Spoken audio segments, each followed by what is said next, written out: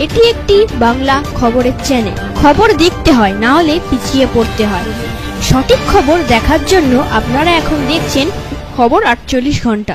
মঙ্গলবার কুলতলি রায়দিঘি বন দপ্তরের রেঞ্জ থেকে সুন্দরবনের গভীর জঙ্গলে জীবনের ঝুঁকি নিয়ে মহিলারা মধু সংগ্রহ করতে যাবে, তার জন্য বন দপ্তর থেকে পাস দেওয়া হয়।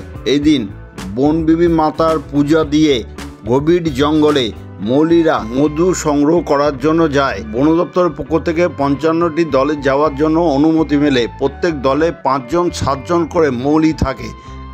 10 টনের মধু সংগ্রহ করার জন্য এবার টার্গেট দেওয়া হয় মোট। জঙ্গলে মধু সংগ্রহ করতে যাওয়ার জন্য মৌলিদের হাতে ফার্স্ট এড বক্স, মুখোশ, গ্লাভস ও আনুষঙ্গিক তুলে দেওয়া হয়।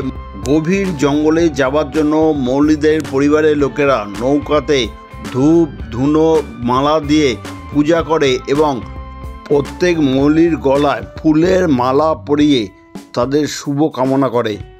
সেই সঙ্গে পরিবারের লোকের সঙ্গে কথা বলে জানা যায় যে 15 দিন ধরে তারা এই মধু সংগ্রহ করতে যাবে। বাড়িতে সূর্য উদয় থেকে সূর্য অস্তা পর্যন্ত কখনোই উনুন জ্বালানো হয় না, এরা পান্তা। সেই সঙ্গে পরিবারের লোকেরা সাবান, শ্যাম্পু, তেল একদম মাখে না যতক্ষণ পর্যন্ত মৌলিরা বাড়ি না ফেরে, ততক্ষণ পর্যন্ত। এই খবর আপনারা দেখছেন একমাত্র খবর 48 ঘন্টা পর্দায়। এই চ্যানেলটিকে এখনও যারা সাবস্ক্রাইব করেনি তারা এখনই সাবস্ক্রাইব করুন, পাশে বেল আইকনটি আছে তা প্রেস করুন। এই সম্বন্ধে বন দপ্তরের আধিকারিকরা সাংবাদিকদের মুখোমুখি হয়ে কী বলছেন এবং সেই সঙ্গে মৌলিদের পরিবারের লোকেরা খবর 48 ঘন্টার সাংবাদিককে কী বলেছেন তা শুনুন।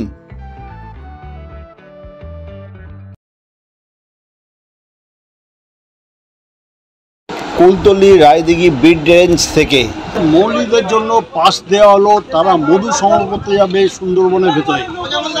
এবারে প্রায় 55টা দলে এই পাস দেওয়া হয়েছে। প্রত্যেক দলে 5 জন 7 জন করে মৌলি থাকবে।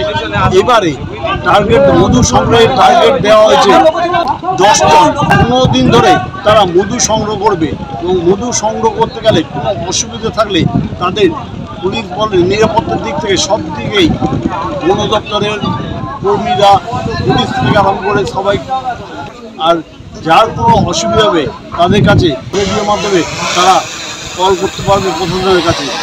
তারা যাতে কোনো জলদস্যু বা কোনো বাঘের কাছে না যায় তার জন্য বারবার সতর্ক করে দিয়েছে।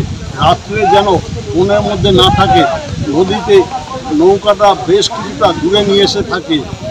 তারা এবারে 10 টনের মধু সংগ্রহ করার জন্য যাচ্ছে। তারা যখন যাবে তাদের বাড়ির লোকেরা কিন্তু যখন সূর্য উঠবে, সূর্য অস্ত যাওয়া পর্যন্ত বাড়ির লোকেরা কেউ রান্না করবে না, তা পান্তা করে রাখবে, পরের দিনকে তারা খাবে এবং সেই সঙ্গে তারা তেল সাবান কিছুই মাখে না। সুন্দরবনে যারা মধু সংগ্রহ করতে যায় তাদের আজকে বন দপ্তরের পক্ষ থেকে পাস দেওয়া হবে। সেই পাস যারা নিতে এসছে তাদের সঙ্গে আমি কথা বলবো। আপনি কী করেন? আমি যাই নদী কাটতে। কি কবে বেরোন, কবে আসেন, কদিন লাগে সময়? আমাদের 2 সপ্তাহ পাওয়া যায়, মানে 14 দিন।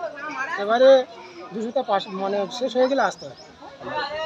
কতটা মধু কালেকশন করেন? মধু কালেকশন বলতে গেলে মধু মোটামুটি যেরকম হয় ওই ধরো কারো 200 কেজি, কারো 100 কেজি, কারো 150 কেজি, এইভাবে যারা যে যেরকম কালেকশন করবে তা সেরকম হবে।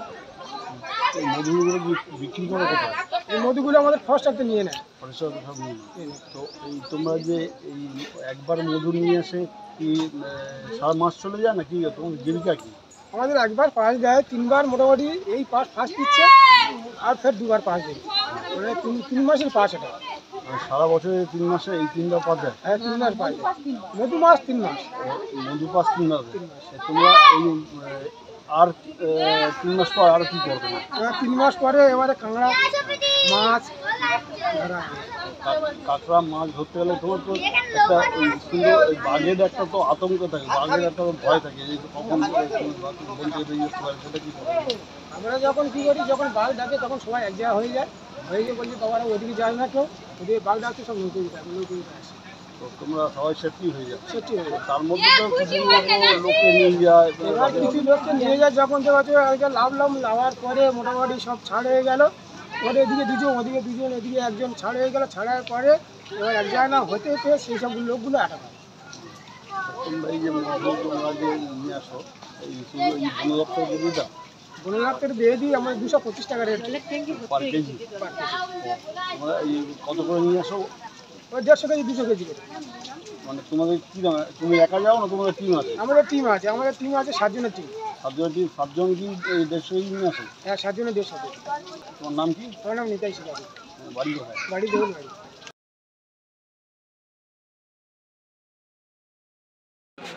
কত গোষ্ঠীকে পাস দেওয়া হচ্ছে এবং কোথা থেকে পাস দেওয়া হচ্ছে? আজকে এই সুন্দরবনের যে হানি কালেকশন সিজন শুরু হয়েছে তাতে 24 পরগনা সাউথ ডিভিশনের তরফ থেকে এখানে ফুলতলি বিটে আমরা একটা অনুষ্ঠান করে এই বিএলসি এবং পারমিট দেওয়া শুরু করেছি। এখানে আপাতত 55টা বিএলসি দেওয়া হচ্ছে। অ্যাভারেজ প্রত্যেক গ্রুপে যেটা আমরা দেখছি 5 থেকে 7 জনের মতন লোক আছে। সেইভাবে আপনারা বুঝতে পারছেন কতজন মহল্লে জঙ্গলের মধ্যে যাচ্ছে। তো এইটা আপাতত 15 দিনের জন্য পারমিট আমরা এখনো পর্যন্ত দিচ্ছি। আমাদের যে 10 টনের টার্গেট আমরা পেয়েছি পশ্চিমবঙ্গ বন উন্নয়ন নিগমের তরফ থেকে, সেইটা আমরা প্রথমে টার্গেট থাকবে সেটাকে কালেকশন করে ওদেরকে জমা দেওয়া, এবং তার পরবর্তীতে আমরা সিদ্ধান্ত নেব যে এর পারমিট সম্বন্ধে কী করা যায়। এ আর বি এই দুটোর কত দাম রাখা হয়েছে সরকারি? এ যে আছে আই থিঙ্ক এবারে বাড়ানো হয়েছে দুটোরই দাম।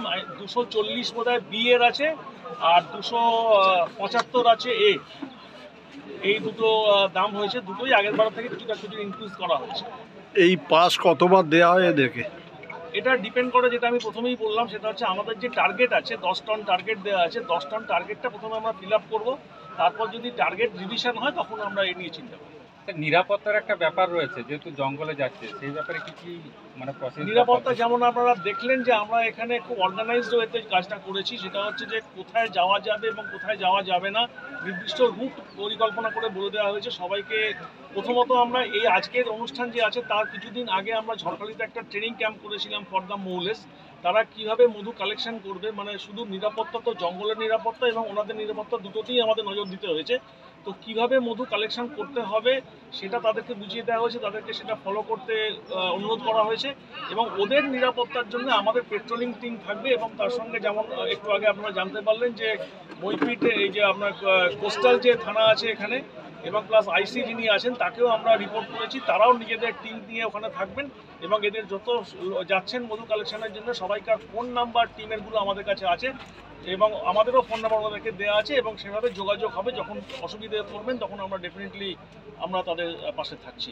ওদের হাতে আজকে কি তুলে পারমিট দেওয়া হলো, তার সঙ্গে আমরা জনতা ইন্স্যুরেন্স প্রত্যেক যত কালেকশানে করতে যাচ্ছেন ইচ অ্যান্ড এভরি পার্সনের জন্য জনতা ইন্স্যুরেন্স পলিসি করে দিয়েছিলাম, সেটা ওদেরকে দেওয়া হয়েছে। তার সাথে মুখোশ, যেমন আপনি দেখলেন সুন্দরবনে একটা ট্র্যাডিশন আছে যে মাথার পেছনে মুখোশটা পরে জঙ্গলে নামতে হয় মানে কালেকশনের সময়, সেটাও দেওয়া হয়েছে। ফার্স্ট এড বক্স দেওয়া হয়েছে উইথ এসেনশিয়াল মেডিসিন, যেটা থাকা দরকার সেটা। প্লাস হচ্ছে এর সাথে গ্লাভস দেওয়া হয়েছে আলাদা করে, কারণ কি এটা সাইন্টিফিক ওয়েতে যাতে পরিষ্কার পরিচ্ছন্ন হাইজিন মেনটেন করে মধুটা কালেকশন করা যায়, সেটার জন্য আমরা এটা দিয়েছি। স্যার এই সময়টা তো কালবৈশাখী বা ওয়েদার খারাপ হওয়ার একটা পূর্বাভাসও রয়েছে, সেই ক্ষেত্রে কি সাবধানতা অবলম্বন করা হবে বা কীভাবে ওদের সঙ্গে যোগাযোগ করা হবে? সেটা যেমন আমি বললাম যে ওদেরকে একটু আগে আপনারা শুনলেন, আমরা বলেছি যে নির্দিষ্ট রুটে থাকতে, সো দ্যাট আমাদের নজর থাকে যে কোন কোন জায়গায় ওরা যাচ্ছেন। বিপদে পড়লে আমরা রেস্কিউ টিম সঙ্গে সঙ্গে পাঠাতে পারি। আর এদের দেখবেন প্রত্যেকের কাছে রেডিও থাকছে, এটা রেডিও থেকে ইনফরমেশনগুলো নিতে পারে। এখন দেখবেন ওয়েদার ফোরকাস্ট মোরাললেস খুব কারেক্ট অ্যাকিউরেট হয়, সুতরাং ওরা কখন কি আসতে বুঝতে পারবে। এবং রাত্রিবেলা ওই জন্য আমরা বলেছি যখন তাড়াতাড়ি অপারেশন শেষ করে আমাদের ক্যাম্পের কাছাকাছি আশ্রয় নিতে, সো দ্যাট মানুষের কখনো জীবন জীবিকার ক্ষতি যাতে না হয় সেটা আমরা নজর রাখছি। জলদস্যুদের একটা বড় প্রবণতা দেখা যায় যে অ্যাটাক করে তার ছিনিয়ে নেওয়া, এইটা কম্পেয়ার করার জন্য। হ্যাঁ, ওটাই যেমন আমি বললাম যে আমাদের আইসিকে এর মধ্যে ইনভলভ করা হয়েছে, কোস্টাল থানাকে ইনভলভ করা হয়েছে, তারাও আমাদের পেট্রোলের সাথে থাকবেন। প্লাস আমাদের প্রত্যেক বিট এবং রেঞ্জের নিজস্ব পেট্রোলিং টিম তৈরি করা হয়েছে ফর দিস পারপাস, তো দ্যাট এরকম কোনো ঘটনা না ঘটে। ভোট ট্র্যাকিংয়ের জন্য কোনো আলাদা ব্যবস্থা? ট্র্যাকিংয়ের আমাদের সেরকম ব্যবস্থা কিছু করা হয়নি, কিন্তু আমরা যেহেতু নির্দিষ্ট রুট ফলো করতে বলছি, it is more or less within that tracking limit only. আমরা জানবো যে কোথায় কে যাবে, এবং ফিরে আসার সময় যেখানে সেখানে না থাকতে বলে দেওয়া হয়েছে। আপনারা একটু আগে শুনেছেন, যখনই কাজ শেষ হয়ে যাবে নির্দিষ্ট জায়গায় অ্যাঙ্কার করে থাকতে বলা হয়েছে। সুতরাং দুটো ক্ষেত্রেই আমরা সেটা নজর দিচ্ছি। ইন্স্যুরেন্সে কত টাকা ধার্য করা হয়েছে? এটা হচ্ছে 1 লাখ টাকা, আই থিঙ্ক 1 লাখ টাকা আছে, এবং ডেট হলে 5 লাখ টাকা। এবং আরেকটা যেটা বলার সেটা হচ্ছে আমাদের তো এই অপারেশনটা ওই 1 মাসের বা 15 দিনের জন্য চলবে, কিন্তু এই ইন্স্যুরেন্সটা কিন্তু 1 বছরের কভারেজ থাকছে। সুতরাং এটাও কিন্তু মানুষের জন্য একটা অ্যাডেড ভ্যালু দেওয়া হচ্ছে।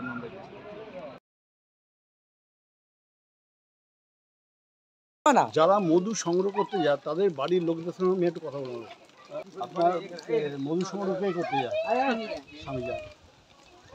আজকে কি এই কার্ড নিয়ে এখান থেকে মধু সংগ্রহ করার কার্ড দিয়ে কি তারা বেরিয়ে যাবে? এই বেরিয়ে যাওয়ার সময় আপনারা কি করেন? আমরা লোকে ফুল দিয়ে, দুধ জল দিয়ে, ডাল দিয়ে পুজো আস্তি করে লোক ছেড়ে দিই ঘাটে থেকে, দিয়ে ওখান থেকে কাজ করে মধু কাটতে চলে যায়। বাড়ি চলে ওরা লোক মধু কাটতে চলে গেলে আমরা বাড়িতে নিয়ম কারণ আমাদের ভোরবেলা উঠতে হবে, উঠে সংসারের যে কাজকর্মগুলো আছে সেগুলো করতে হবে, সেগুলো করে আবার পান্তা করা হবে। সারাদিন মানে সন্ধ্যেবেলা রান্না হবে, সারাদিন আজকের থেকে না কালকের থেকে, মানে যতদিন না দেবে বাড়িতে পান্তাই সপ্তাহে থাকে, 2 সপ্তাহে পান্তা খেতে হবে। পান্তা খেতে হবে সন্ধ্যাবেলা উনুন জ্বলবে, সারাদিন জ্বলবে। সূর্য অস্তকালে উনুন জ্বলে, আর সূর্য উঠে গেলে আর কোনো কাজ চলবে না। কোনো লোকজন আসলে উনুন জ্বালানো চলবে না, উনুন জ্বালানো চলবে না। লোকজন আসলে বাড়ি জায়গা দেওয়া চলবে না, ভিক্ষে আলে ভিক্ষে দেওয়া যায় না, হচ্ছে লোকের বাড়ি যাওয়া যায় না, লোকের বাড়ি যাওয়া যায় না, সাবান তেল, শ্যাম্পু তেল, কিছু মাখা যাবে না, মাথা ছানা যাবে না, জুতো পরা যাবে না। আচ্ছা, তোমরা এই 15 দিন তোমরা এই নিয়মটা পালন করো? তোমরা বাড়ির সবাই মিলে না? দেখা যাচ্ছে যারা বাচ্চারা স্কুল যাচ্ছে, স্কুল তারা মানতে পারে কি? বাচ্চারা মানতে পারে না, স্কুলে যায়, এখন স্কুলে সেটা যাও খায়, সেটাই খায় তারা। বাচ্চারা কি মানতে পারে? বাড়ির লোকেরা মানে, বড় যারা তারা মানে। যখন ফিরে আসে তোমরা তখন কি করো? তখন আসলে আবার থানা আছে, মন্দির আছে আমাদের, মন্দিরে আবার পুজো আস্তি দেওয়া হয়। কি মন্দির? নারায়ণী বনদেবী। এখন তোমরা কি বনদেবী পুজো দিতে? হ্যাঁ, বনদেবী আছে, নারায়ণী আছে। এই জায়গাটার নাম দেউলবাড়ি। এটা দেউলবাড়ি। তোমার নাম? আমি এক মধু সংগ্রহকারীর স্ত্রীর সঙ্গে কথা বললাম। তিনি বললেন মধু সংগ্রহ যখন করতে যায়, মানে আজকেরই যাবে, তারা সেই নৌকাতে পুজো করবে। সেই নৌকা পুজো করার পর বাড়িতে তাদের আজকে সারাদিন উনুন জ্বলবে না, তারা পুষ্টি ভাত খাবে, তারা পান্তা ভাত খায়। যতদিন না তাদের স্বামী বাড়িতে ফেরত আসে ততদিন তারা বাড়িতে কিন্তু ওই সবাই পান্তা খায়। শুধু পান্তা না, তার সঙ্গে গরম কোনো কিছুই খায় না, এমনকি তারা সাবান তেলও পর্যন্ত মাখে না যতদিন না তাদের স্বামী বাড়ি ফিরে যাচ্ছে।